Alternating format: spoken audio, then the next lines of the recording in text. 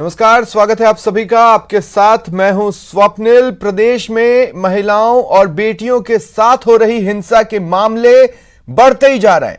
कुछ तस्वीरें देखिए, आज की वो तस्वीरें जो ये बता रही हैं कि प्रदेश में महिलाएं और बेटियां महफूज नहीं हैं। टीवी स्क्रीन पर 4 तस्वीरें, पहली बाड़मेर की, दूसरी कोटा, तीसरी सिरोही और चौथी श्रीगंगानगर की। बाड़मेर में 2 युवकों ने नाबालिग लड़की का अपहरण कर गैंग रेप किया। इसके अलावा आरोपियों ने पीड़ित की अश्लील तस्वीरें भी खींची। इधर कोटा में मासूम से दुष्कर्म की कोशिश की गई। सिरोही में अगवा कर नाबालिग से गैंग रेप की वारदात सामने आ रही है। पीड़ित आरोपियों के कब्जे में। वहीं श्रीगंगानगर में भी नाबालिग से दुष्कर्म की वारदात सामने आई है।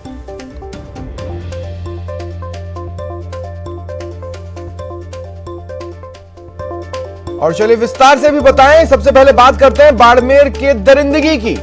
जिले के शिव थाना क्षेत्र के गांव में नाबालिग का अपहरण हुआ, फिर गैंगरेप। इस मामले में पुलिस और प्रशासन के उच्च अधिकारी पीड़ित के हालचाल जानने के लिए राजकीय अस्पताल पहुंचे। पुलिस ने पॉक्सो एक्ट और आईटी एक्ट के तहत दर्ज मामले में जांच शुरू कर दी। वहीं आरोपियों की तलाश में पुलिस जुट गई है। अधिकारियों ने मामले पर मॉनिटरिंग की बात की है। बाड़मेर जिला कलेक्टर विश्राम मीणा और बाड़मेर पुलिस अधीक्षक आनंद शर्मा ने मामले पर बात करते हुए बताया कि आरोपियों को जल्द गिरफ्तार करने के साथ पीड़ित की हर संभव मदद की जाएगी।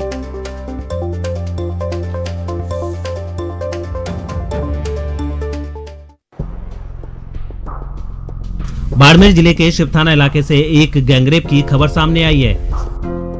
यह मंगलवार शाम को 2 लड़के एक लड़की को किडनैप कर गांव के बाहर ले गए और फिर उसके साथ दोनों ने गैंगरेप किया। बताया जा रहा है कि जिस वक्त लड़की का अपहरण हुआ उस वक्त वो घर पर अकेली थी और घरवाले पंचायत चुनाव के लिए वोट देने गए थे। ये भी पता चला है कि दोनों आरोपियों ने गैंगरेप के दौरान लड़की की अश्लील फोटो और वीडियो भी बना ली।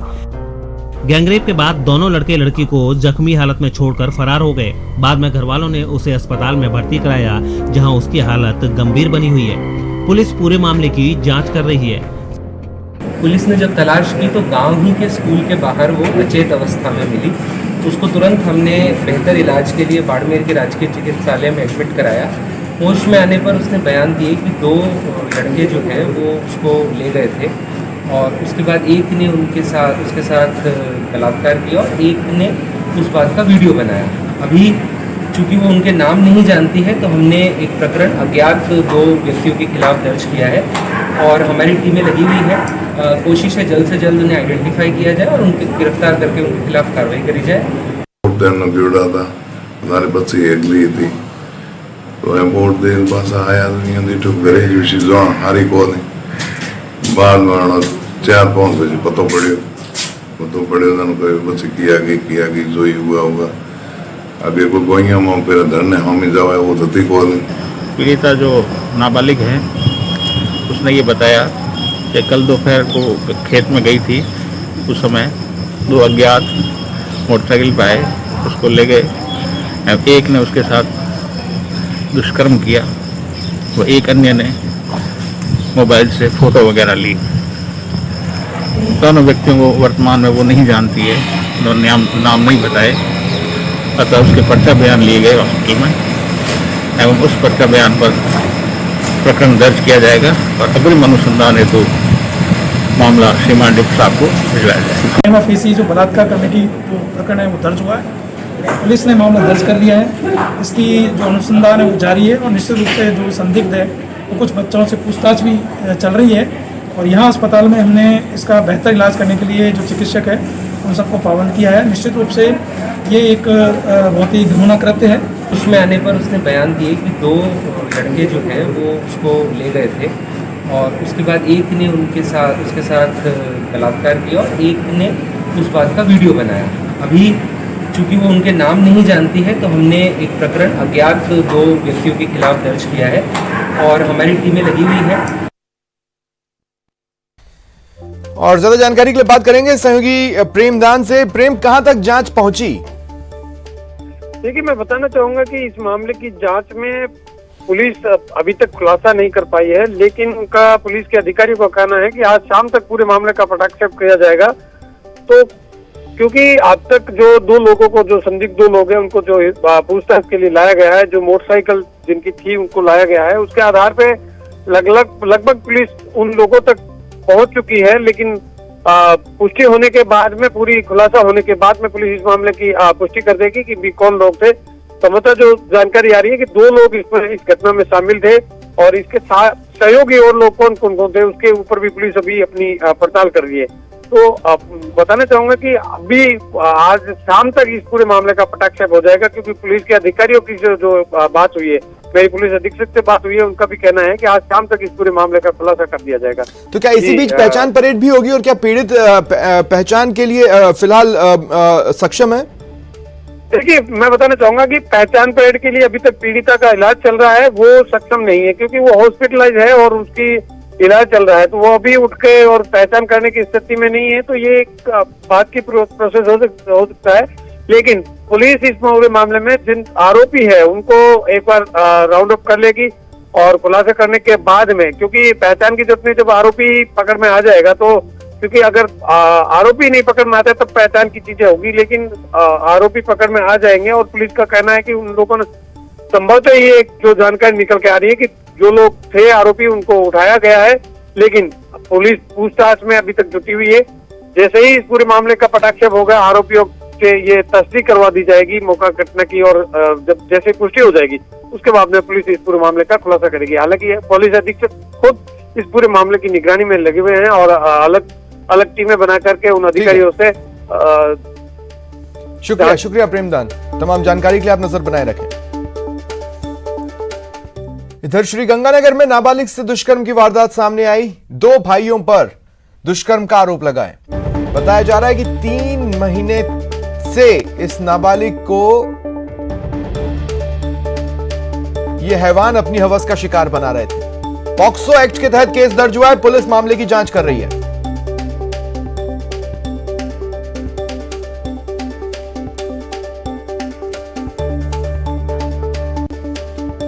और इधर कोटा में मासूम से दुष्कर्म की कोशिश की खबर है। पड़ोसी पर दुष्कर्म की कोशिश का आरोप लगा है।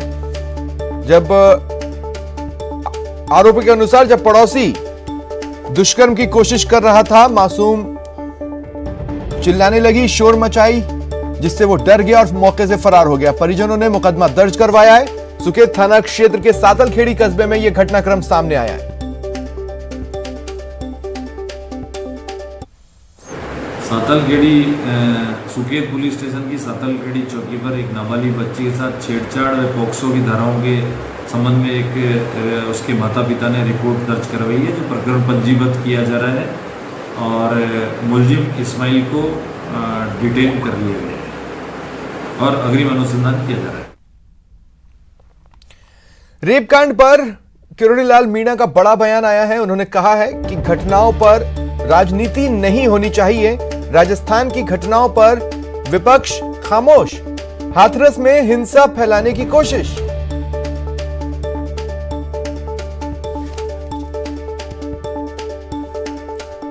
इसमें गैंग रेप में या महिला के साथ होने वाले अत्याचार में राजनीति नहीं होनी चाहिए और उसमें दोहरे मापदंड नहीं अपनाने चाहिए। हाथरस को विरोधी दल मुद्दा बनाकर हिंसा फैलाने की कोशिश करें और दूसरी तरफ आधा दर्जन से ज्यादा संगीन वारदात राजस्थान में हुई है। बाड़मेर के शिव में खूनी संघर्ष की खबर है। 2 गुटों में विवाद शुरू हुआ, जो देखते ही देखते मारपीट में बदल गया। इस पूरे घटनाक्रम में, इस खूनी संघर्ष में 10 से ज्यादा लोग हैं जो घायल हुए हैं। इन्हें अस्पताल में भर्ती करवाया गया है। शिव के झापली गांव का यह मामला है। दोनों पक्षों ने एफआईआर दर्ज करवाई है। बड़ी खबर आपको बता रहे हैं बाड़मेर के शिव से। यहां 2 गुटों के बीच विवाद शुरू हुआ, जो देखते ही देखते मारपीट में बदलता चला गया। 10 से ज्यादा लोग घायल हुए इस खूनी संघर्ष में, जिन्हें अस्पताल में भर्ती करवाया गया है। दोनों ही पक्षों ने एफआईआर दर्ज करवाई है। इधर दौसा में जमीनी विवाद में खूनी संघर्ष हुआ। इसमें करीब 12 लोग घायल हुए। महुआ थाना क्षेत्र के पलानहेड़ा गांव में यह घटनाक्रम सामने आया है, जहां पर किसी बात को लेकर शुरू हुई बहस विवाद देखते ही देखते खूनी संघर्ष में बदल गया। 12 लोग घायल हुए, जिनमें 3 महिलाएं भी शामिल हैं। दोनों पक्षों ने इस संघर्ष में धारदार हथियारों से हमला किया। महुआ अस्पताल में फिलहाल घायलों का इलाज चल रहा है। 2 घायलों की स्थिति गंभीर है।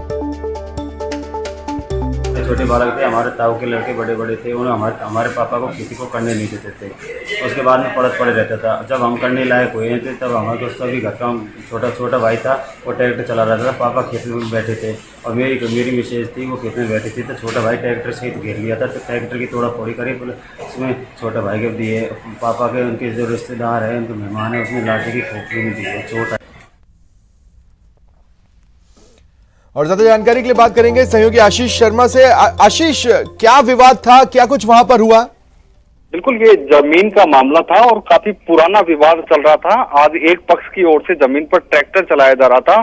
जब दूसरे पक्ष को पता चला कि विवादित जमीन, जिस जमीन पर काफी वर्षों से विवाद चल रहा था, उस पर ट्रैक्टर चल रहा है, तो दूसरे पक्ष के लोग भी वहां आ गए और दोनों पक्षों में आपस में विवाद हुआ। पहले विवाद इतना बढ़ गया कि दोनों पक्षों की ओर से लाठियां चली और धारदार हथियारों का उपयोग हुआ।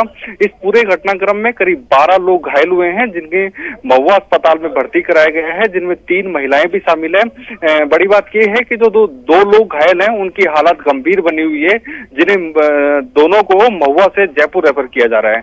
जी, ये जमीन विवाद अगर काफी पुराना था, तो क्या इससे पहले भी इनके बीच में कभी झगड़े हुए हैं, संघर्ष हुआ है? क्या पुलिस ने बीच बचाव किया है? ये जमीन विवाद काफी पुराना है और राजस्व जो तहसीलदार के यहाँ इनका विवाद चल रहा था।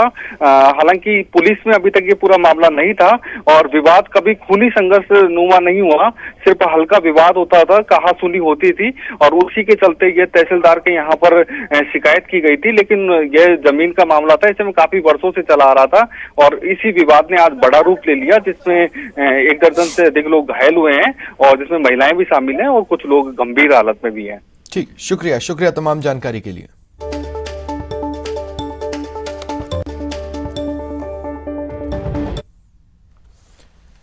और बढ़ेंगे आगे। अलवर से बड़ी खबर है। यहां सालगिरह पार्टी चल रही थी, जिसमें विवाद शुरू हुआ। इस विवाद में लाठियां भी निकली, कुल्हाड़ी से हमला भी हुआ। एक परिवार पर लोगों ने हमला किया।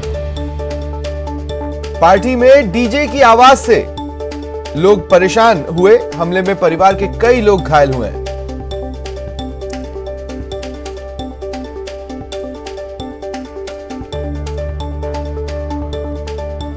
बच्चे का भाई का जन्मदिन था, उसका हैप्पी बर्थडे मना रहे थे। हमारे पास लोडिंग टेम्पो है, तो लोडिंग टेम्पो में डेक बज रहा था, फिल्मी गाने पंजाबी गाने बजा रहे थे। तो इन्होंने फिर पत्थर उत्थरों की बरसात करी है। इन्होंने, मेरे चाचे ने, चाचे का लड़का नूरदीन ना, और उसका 3 लड़के हैं, आमीन, आशिक, मुबीन। फिर बाहर से जोड़पे से आए हैं इस्माल, बरकत और उसकी 2 बहू। तो आते हमारे ऊपर फर्शी तलवारों से वारदात कर दी। दौसा में खूनी संघर्ष की खबर है। चुनावी रंजिश में विवाद हुआ। 2 पक्षों में बहस, देखते ही देखते मारपीट में खूनी संघर्ष में बदलती चली गई।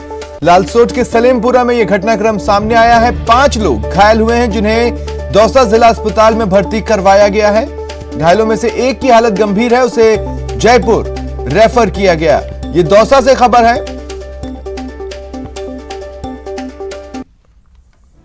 दौसा के अस्पताल में जख्मी पड़े ये सभी लोग लालसोट इलाके के सलेमपुरा गांव के रहने वाले हैं। बताया जा रहा है कि चुनाव में साथ नहीं देने की वजह से 2 पक्षों के बीच लाठियां चल गईं। इस दौरान कुछ लोग धारदार हथियार लेकर भी एक दूसरे पर वार करने लगे। इसी खूनी संघर्ष में 5 लोग जख्मी हो गए, जिन्हें इलाज के लिए दौसा के जिला अस्पताल लाया गया है।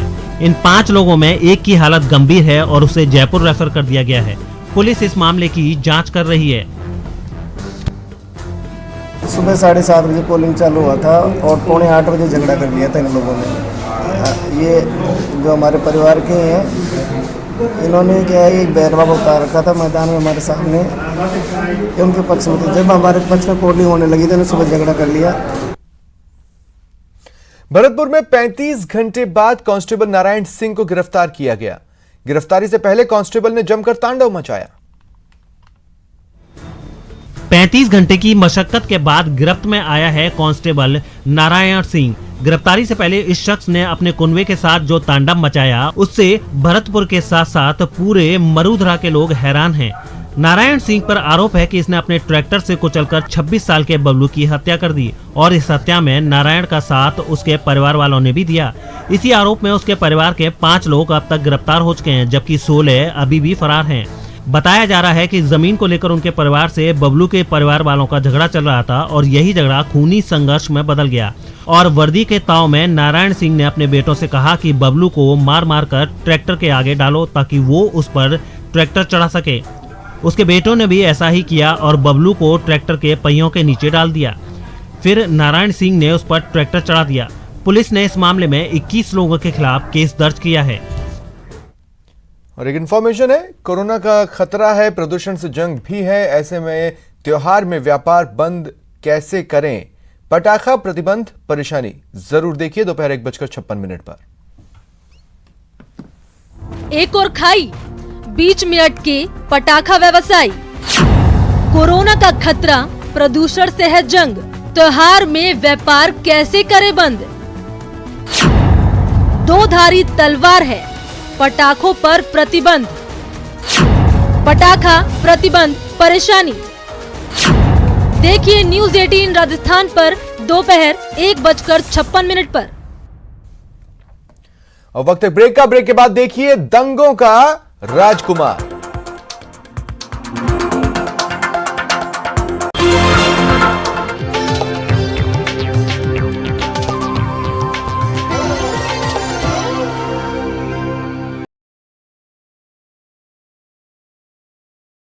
रहे हैं बड़े बड़े लोग वीडियो बना रहे हैं। आप गाना जानते हैं तो गाइए या फिर अपना हुनर दिखाइए, वीडियो बनाइए और हम तक पहुंचाइए और घर बैठे बनिए स्टार।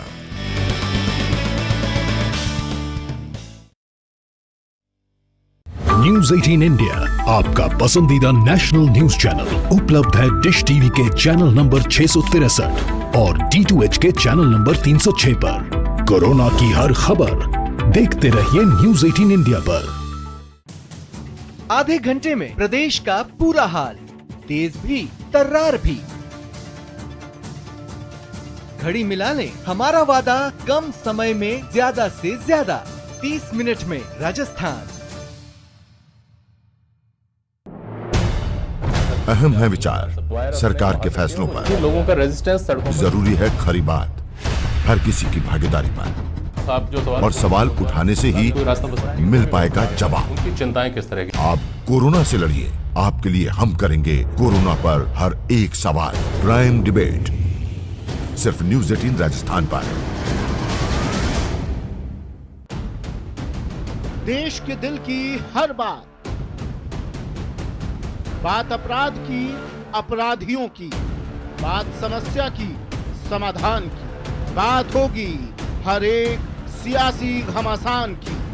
करेंगे आपसे हर बात, पहुंचाएंगे आप तक हर खबर। बस आप सुरक्षित रहिए, कोरोना से बचिए और देखिए 30 मिनट में हिंदुस्तान, सिर्फ न्यूज 18 राजस्थान पर।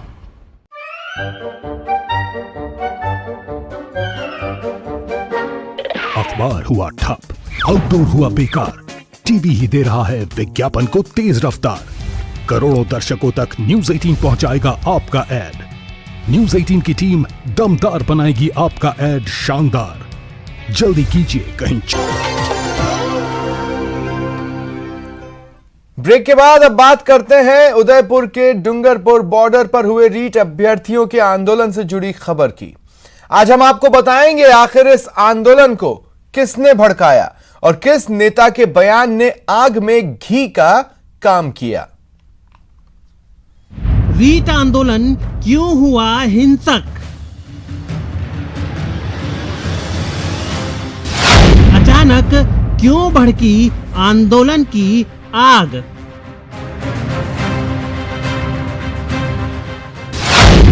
नेताओं के भड़काऊ बयान की कहानी। पूरे आदिवासी इलाके में बहुत बड़ा आंदोलन होगा और ये जो छात्र है उनके साथ कुछ हुआ तो उसके जिम्मेदार प्रशासन रहेगा। आंदोलन की आग के पीछे का सच।